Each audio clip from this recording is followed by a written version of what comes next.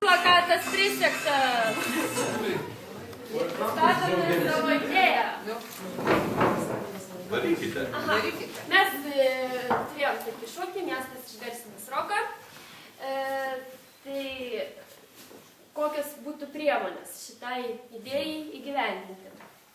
Galvojam, kad reikėtų mieste, aikštėje, prie kultūros centro, kur labai daug kas važiuoja ir ta aikštė yra gerai matoma, pastatyti Vytauto Kernagio paminklą kaip žmogaus, kuris apdainavo Ukmergę savo gyvenime. Išgarsino Ukmergę, nes kaip ir pastebėjom, lietuviai daugiausiai žino Ukmergį dėl to, kad Kernagis apie ją dainavo.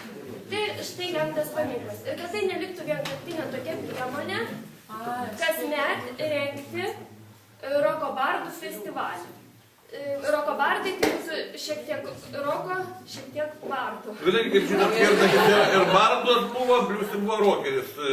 Kernagiška, ja.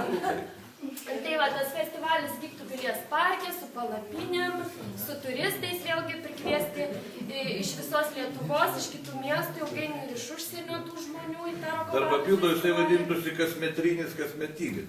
Kasmetrinis dėl to, kad kiekvienais metais sceną mes plėstume per metrą. Tai kiekvienas daugėtų tų dalykų. Bet Pilies parke tikrai. Vadintųsi kaip gražu miške. Kaip gražutė. Kaip gražu vadintus festivalis. Na, ir mes nusprendėm toks pirmiausia vienkartinis, tada kasmetinis ir pagalvom, reiktų kažko, kas būtų nuolatos. Tai įkurti tokį roko bardų autografų muziejų, tuo galėtų pasirūpinti jaunimas, kaip tik.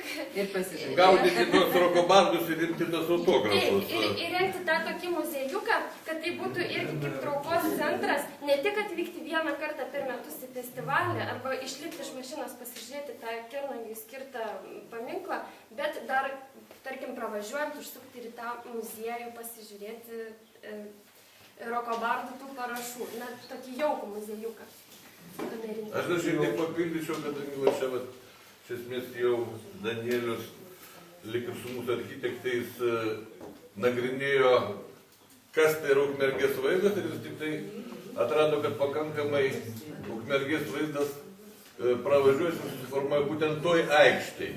Kadangi tai yra vis tik tai kelias, ypač iš Kauno yra tarp, sakykim, siauras, aplinkė didelį namai, staiga, reiškia, vienu momentu išplatėja, įsiplečia tam tikras erdvė, vizualiai prikausto žmogaus dėmesį ir būtent toje erdvėje atsiranda kažkoks aiškiai matomas akcentas, reiškia, būtent Kernagio, reiškia, tas paminklas, tada žmogus nori, nenori, galbūt, ne kiekvienas atranda norą sustoti.